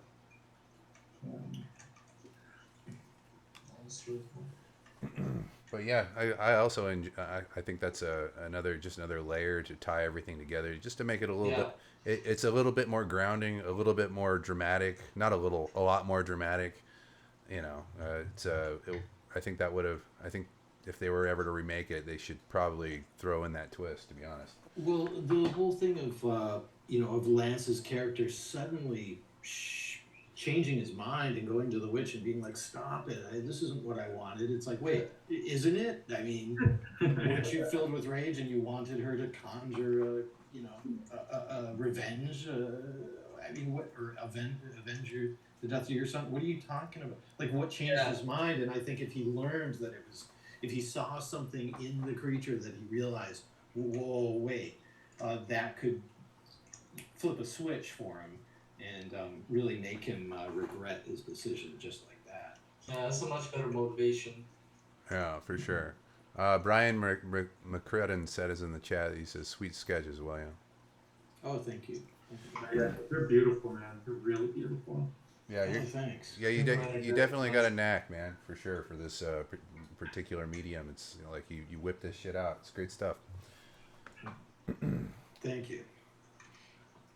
All right, so right now, can you see the screen, William? Yes. Okay, so we're on to another image. Oh yeah, I don't know. Oh, keep going. I don't know. These are just. I thought there was nothing left. I didn't realize there were more. There's a couple more, going. yeah. That was just him snotting. Oh wait, go back a second. I can't. Oh, you can't. No. I liked. So we can only go forward. Okay. All right. So it's just more of the same. It's sort of scary faces with blobby heads. Yeah, I dig. This is also more, a heavier nod towards the original design, I'd say. Yeah, I did start looking at that a bit more and trying to really pick apart aspects of it that I appreciated because, like I say, I've always enjoyed the design, especially of that head. I think it is kind of distinct. It's got, these big, although I didn't refer to them in my sketches, it's got these big sort of thick lips, and it's got teeth that some of them are almost like the teeth of a boar, where they kind of curl outward, in a way that's evocative and different, and the coloring, and I feel like the things that echoed the Alien design were almost cursory, that it had some little extensions to its legs and arms, and that it had a longer cranium. That was about the long and the short of it. The rest of it, I think, was really rather nicely crafted and concepted, and so I don't know. I like I said, one of the things, my favorite thing was the eyes. The eyes were very dark around the lid, and the eyeballs themselves were just sort of milky and a little distressing looking. And I feel like I haven't seen anything quite like it. Yeah, it took like maybe any of those like those tropey designs, say like ghoulies and stuff like that. But it like it added something like another layer or two more to that made it just seem a little bit more just it made it seem unique. That's all. I always like the design more than I like the Yeah. Well, again about Pumpkinhead, I also appreciated the like his the weather that came along with him. I thought that was another cool aesthetic that they added to the. I don't know. Aside from his looks, like started getting windy and like. movie. Oh, okay, sure. And like kind I of. didn't even notice. Yeah. Well, that's probably a good thing. You know what I mean? Like if they were able to slip that in, you know what I mean? Every time he would show up, it would start getting like windy and gusts of like shit would start getting thrown around and Right. Yeah. But all right, so we got Anything else in there? there's a couple more. Here's a looks like just a Copic marker sketch. Yep. Mm-hmm. And then got a little lance, some lance. Oh yeah, so this is Lance combined with the turnip, basically. Okay, turnip lance. I dig it. Yeah. That sounds pretty scary. And oh shit, that's it. Uh-oh. Is that it? That's it. That might be it. We made it. So yeah, so all right. Favorite part. Oh yeah, we didn't get to that. What was your favorite out of your designs? I can't go back because for whatever reason how it loaded on my screen, it wouldn't let me put them in a cyclical manner. Yeah, I don't have them in front of me either. So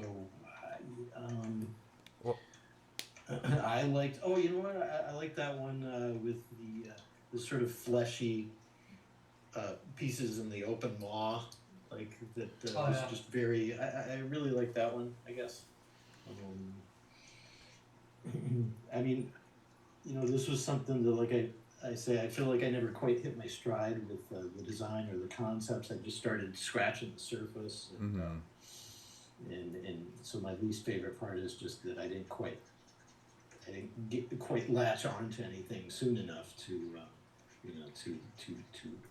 resolve it to really my liking. I wanted to do something a little bit more involved. I don't know. I didn't. yeah, no, I got you. So yeah, nice. Sometimes it's interesting from us as artists. Like I don't know if the people that are watching are artists.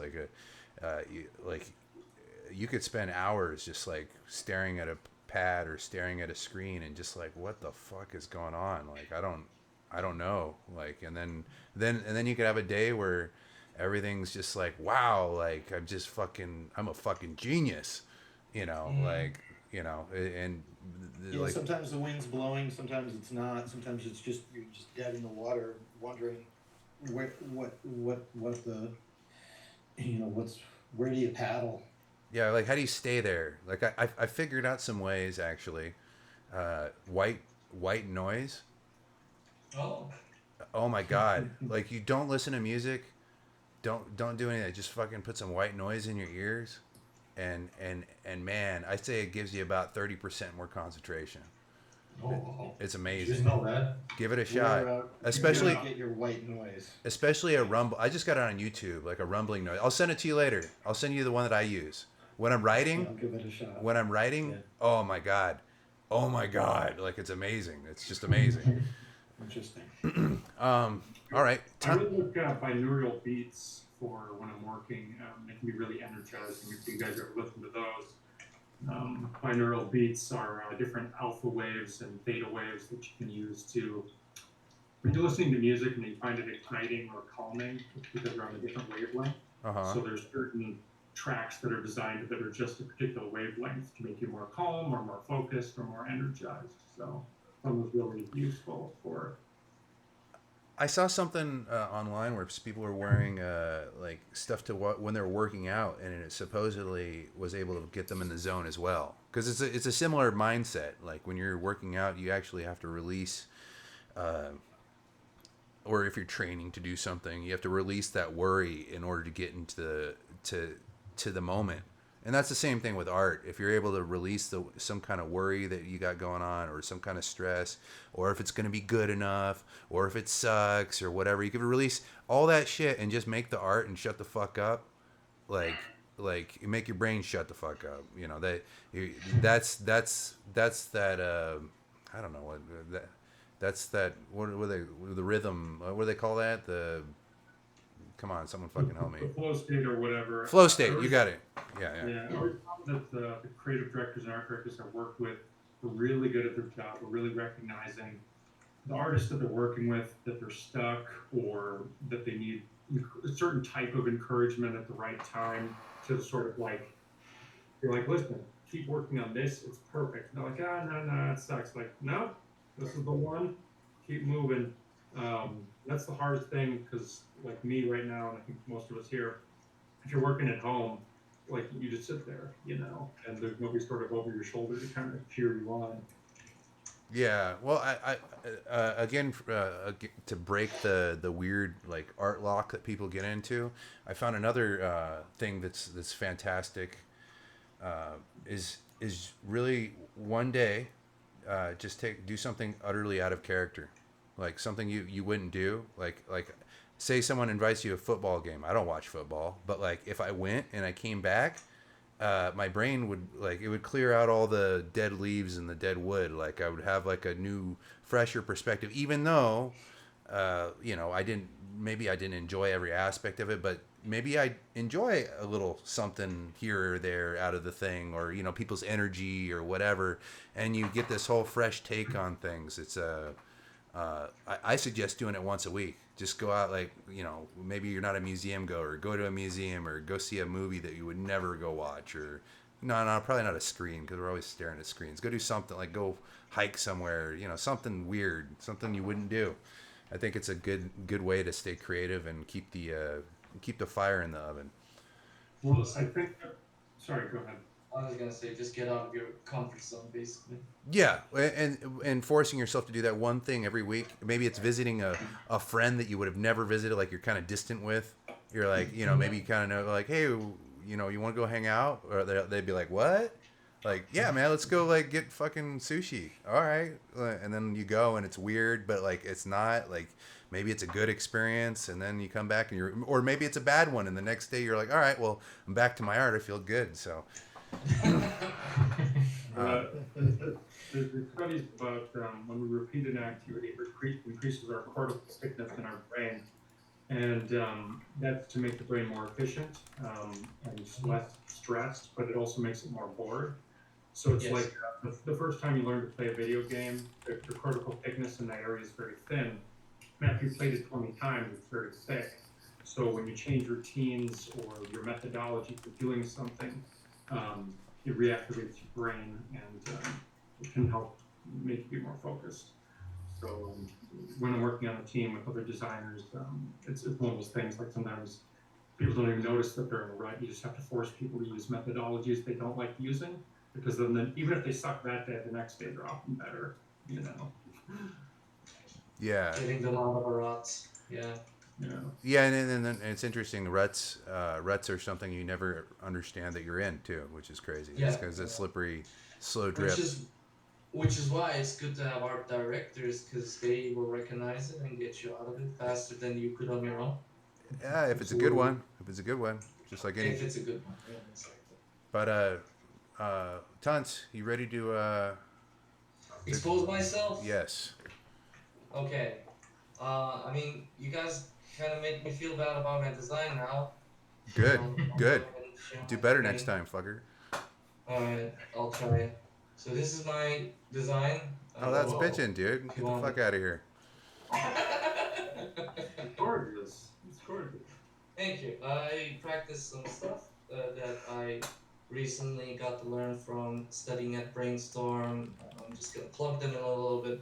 recently I went to California, studied for 1 term under Typhoon Hawk and James Page, and it was like just like getting art direction. I think I got a lot out of it. Um, the movie was interesting. I liked it. It just felt a little bit too much like Alien, so I wanted to kind of make it its like especially the silhouette. I wanted to make it more recognizable as a pumpkin head.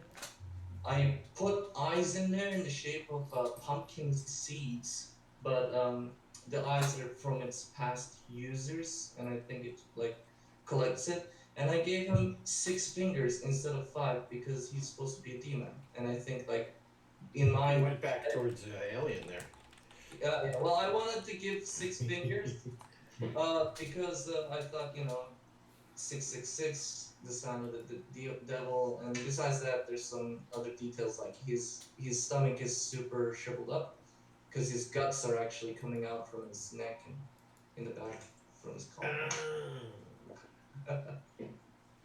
So that's it. Cool. It's cool. I like it. Thank you. Yeah, it definitely harkens back to the like original like shapes that kind of tell of Pumpkinhead and all that. Yeah, for Yeah. sure. I dig the piranha-like mouth. Yeah, that's another shape that I borrowed from pumpkin seeds. Oh yeah, for sure. Yeah, And I also gave him like little sprout because I thought, you know, he might have some roots embedded in him and shit like that. Basically, I mean, it was fun. This one was fun. I don't know if it was because of Brainstorm or because of the nature of the character itself, but I was like, I can have a lot of fun with this one. I made this anatomy really weird.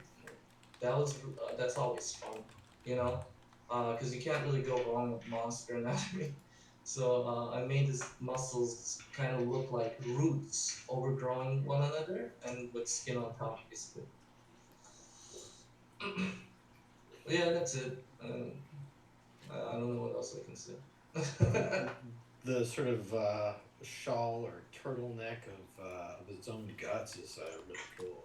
Oh yeah, Yeah, it's a sort of a moment of interest that's unexpected, and you don't need to understand. You don't need to have comprehend why it's got these weird coils up around its shoulders. It just works.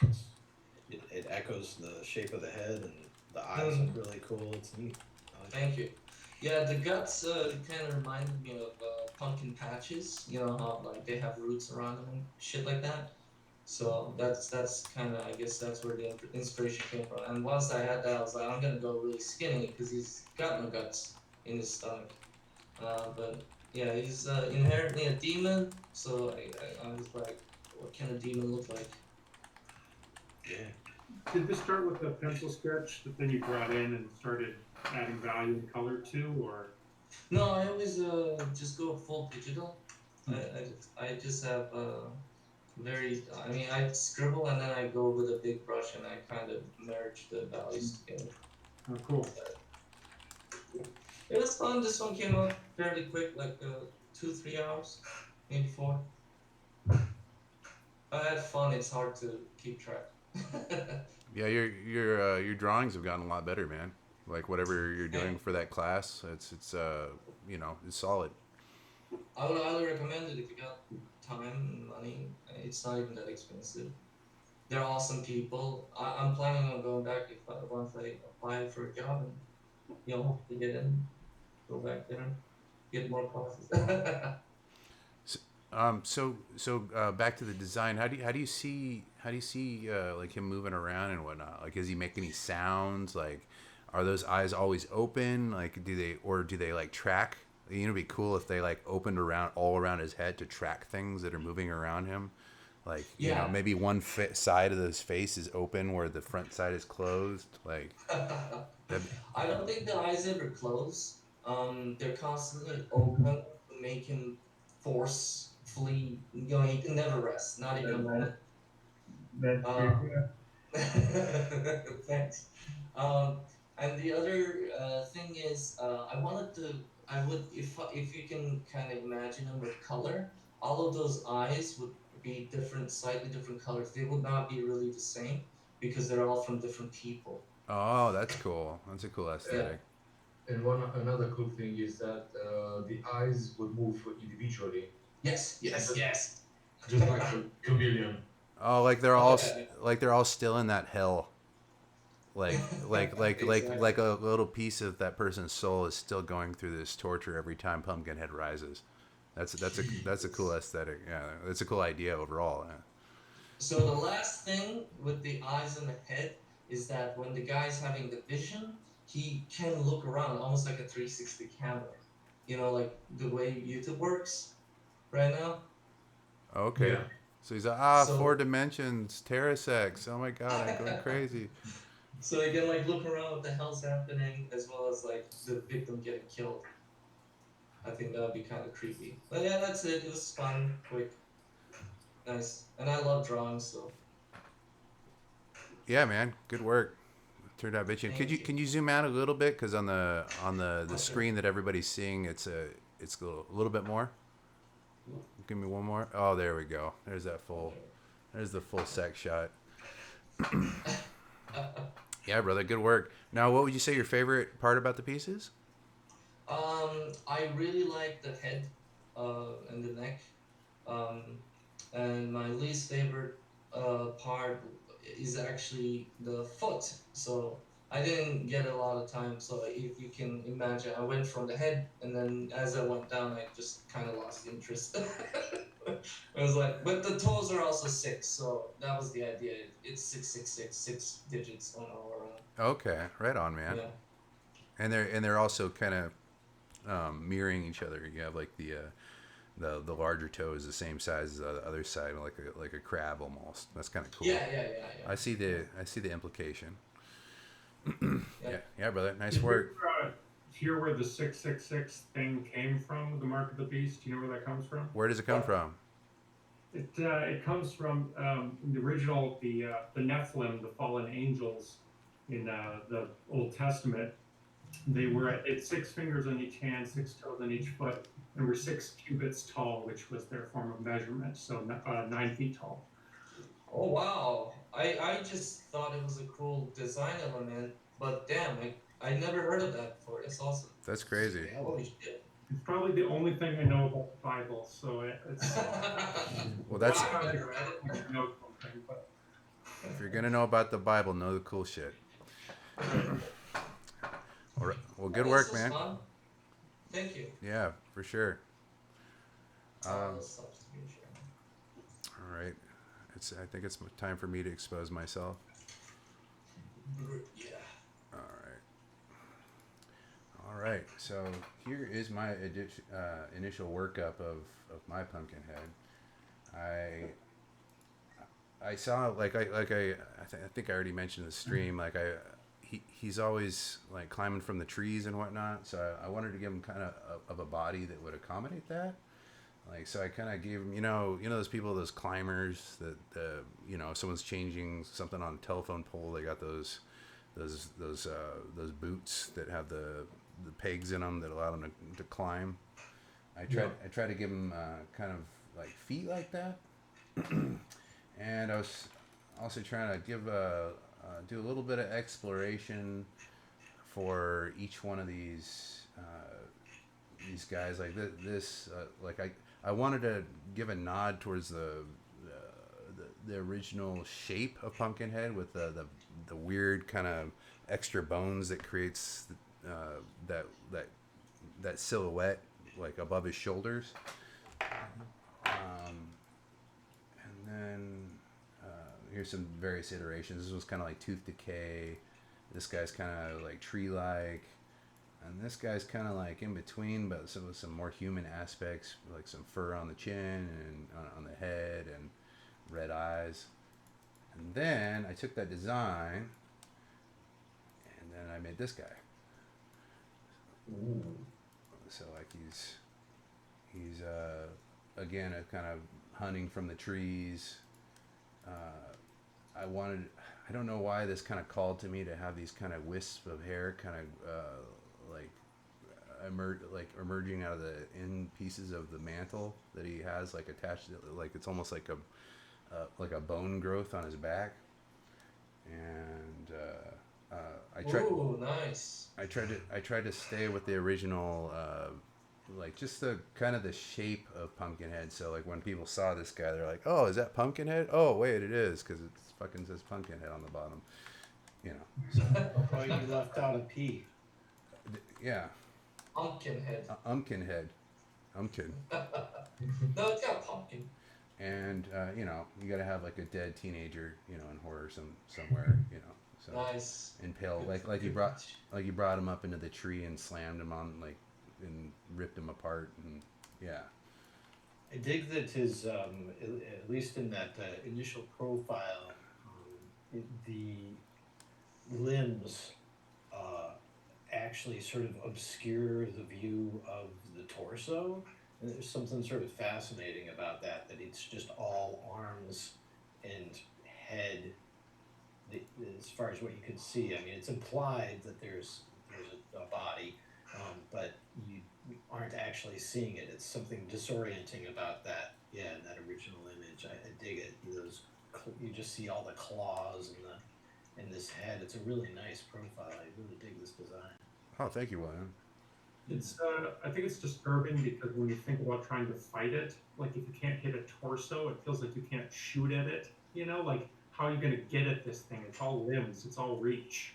You know, it's like if you're in a boxing match with it, you never land a hit. You know. Yeah. And I think also maybe which might lend to the creepiness is like it consistently looking smaller and bigger on the screen, like all of a sudden it's big and spread out, like more so like say like this, where like there's a little human, and then other Right. times it's like small in the tree, like what the fuck is that? Like what's oh shit, it's Pumpkinhead, you know, type of thing. So Well, it blends really chameleon-like with the branches. Like it looks like it could be part of the tree if you're not paying attention. You know? Yeah, just like those stick insects. yeah. Yeah. Yeah, it was kind of intended. I wanted it to look like I wanted it to tie it to its environment, like make it look like it can kill. I try to put functionality into like the stuff, like my creations, as much as I can. So, but yeah, that's my fucking Pumpkinhead. Look at it.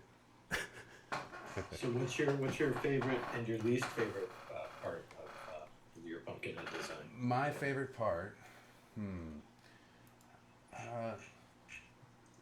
I really like I like these wispy things. I think they do like something for like the creepiness of the character.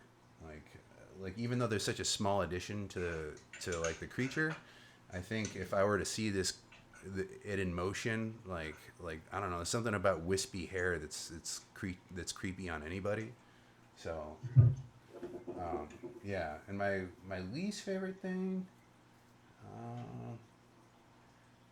I my least favorite thing is probably some of my process with these guys.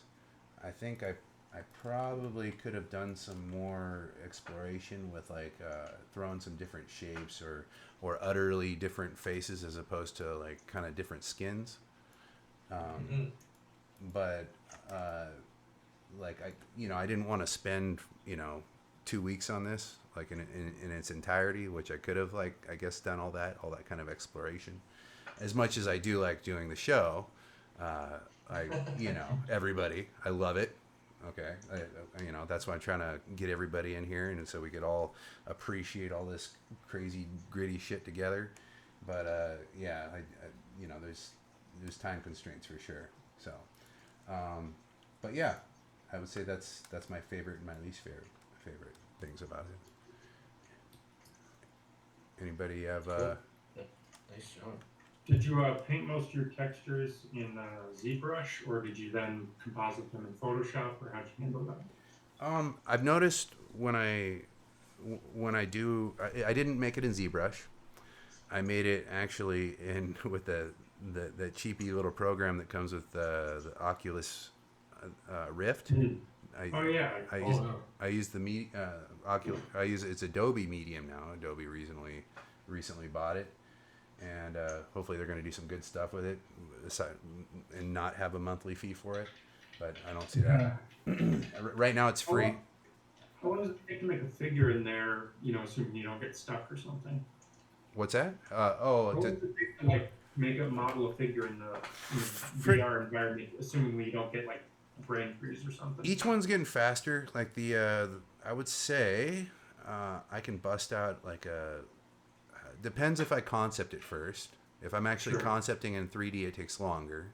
I would say it takes anywhere from an hour and a half to 4 hours, depending on what I'm doing. So not that different than another modeling program. So if you like Oh yeah. VR is the best. Okay. Yeah. It's so nice to actually have virtual sculpture right in front of you. I can't even. I know that there are flat screen programs that are more powerful, but I can't bear working on flat screen with anything like that. Yeah, there's a grounding element to it. For one, it's more it's more intuitive, and for another, like it's literally you can make it big right in front of your face, like it's really there. So it's more you might get some more impactful shapes from that because you can it seems like a more real thing as opposed to like a little tiny design that's on your screen that's basically in 2D. Right. So you're understanding how it lives in the 3D space, how actors, how the set would interact. Yep. Yeah, and that's and to be honest, I think that helps a ton. Because I've screwed around with ZBrush and whatnot, and while you can get amazing fidelity, it feels a little stiff. Like I can't get there's an energy that I'm losing with it. So in the future, if I dive into ZBrush, I'm probably gonna start it in VR so I don't lose that energy that I think I'm getting from it, and then finish it off in there. So, but yeah, as far as textures go, I don't put a whole lot of textures. I use for you art nerds out there, I use what is it, Keyshot, and I barely know how to use Keyshot. But I know how to add various lights in it and all that kind of stuff. And the textures I try to keep simple so it doesn't look too rigid. Like I don't have like a bunch of like cracks and stuff. I'll just paint all that stuff in later so it kind of is a little bit more unifying for the final image. So Nice. But yeah. You're getting more efficient with this, right? Yeah, I would say so. Yeah. Well, I mean, the Predator I did took a long time because he's a little more complex, but at the same time I'm just I'm learning, so each one I'm learning. But question: are you listening to Iron Maiden? Iron Maiden? No, actually I've never been a fan of Iron Maiden, believe it or not. Oh, because this last one just has a slightly resemblance to the Fear of the Dark cover. Okay, I'll have to look it up. Check that out. All right, I'll have to check it out. Well, I think we did it. We did it, guys. We did it, boys. We did it. We missed Luke. He had something happened with his internet and timed out or some shit like that. But Oh no. if you guys wouldn't, are you alive? Okay, good. If you guys would like to introduce yourselves one more time before we say goodbye to everybody, so anybody that's watching, can kind of look up who the artists are below in the in the description, the video description, starting with you, Tony. Sorry, I didn't get it. Present yourself. Present yourself. Again, one more time. One more time. Your name, and that's it. Say. Hey, I'm Tony from Romania. Tony Muntean, Muntean. So if you want to look at Tony Muntean. Montana, like if you want to throw some Italian flair at Tony, even though he's a Romanian vampire. A non-sparkling one. Yeah, he's not the sparkly sissy kind. He's like the real fucking deal. Yeah, and I'll go through the introductions. And we got Alexandru Popak, and we give it a little wave. You'll find him below. We got Tuncer Aaron. He's doing a little further work on his Pumpkinhead right there. I want to finish it, but here's my Instagram handle too. We have Jacob. Can you say the last name, Jacob? It's Burgos. Burgos. Jacob Burgos. Sydney, Spain, I guess. Must be where my family's from. Spaniard. Jacob Burgos. Spaniard. He is also below William B. Hand. Oh, yep. Hello. William B. Ham, yeah. Upstate New York area, creature designer Yeah, and you'll guy. you'll see all that shit if you guys if you want to click down below. There's a link to all his stuff, and I'm J.R. Coffrin or James, whichever you prefer. So those of you that watched, we appreciate you guys coming by. Let us know in the comments like what like which one you like the best, like and why, like also we'd like to know like what what other things you'd like to see involved, like added to the show, something that would make it a little more entertaining for you. We're always looking to evolve things, make things better for you. But yeah, that's it. Any you guys have any projects or anything you guys want to pitch before we go? Not really. Okay, no worries. I wish I had. Yeah. No worries at all. All right, cool. Don't forget about Deep Resi. If anybody wants to add me on Facebook, as a Facebook friend, you're welcome to. I accept all friends. So. He's very friendly. Me too. I recently started doing that. We're all very friendly. William's the most friendly. Yeah. As far as projects go, I recently did the Art War 4. That one was a lot of work. What? Art War? No, don't fuck Art War. It's about fucking Monstieur, bro. These are projects. That was one of them. Yeah, no, that's true. Come on. Yeah. So if you're in the art community and you like fucking drawing gritty shit, which could be the case if you're watching right now, Art War is a good outlet for that. I think it's over though, right? It's all finished. It's finished already. That's why I'm saying it, because they can't compete.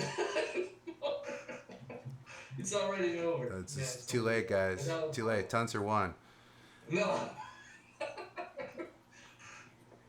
But we'll see. all right, I would say that is a wrap. Next show, if you guys want to see the next one, it is going to be Raziel from what the fuck is that shit? Legacy of Kain.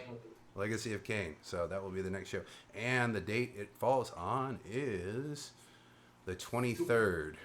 So we will see you back on the 23rd. So 2 weeks from now. 2 weeks, every 2 weeks. So James, do you have a link to your Discord server in case anybody wants to join? right now there's a link to the Facebook one right now, but I'll add it. So you guys check below. Check below, and in the next 15 minutes, so that shit will be there. But Nice. thanks again for stopping by. Thanks to all you fucking amazing artists. They're the best in the world for contributing to the show. Appreciate it, and goodbye, everyone. Yeah. Yes, we have. Have a nice day. See you soon. Bye.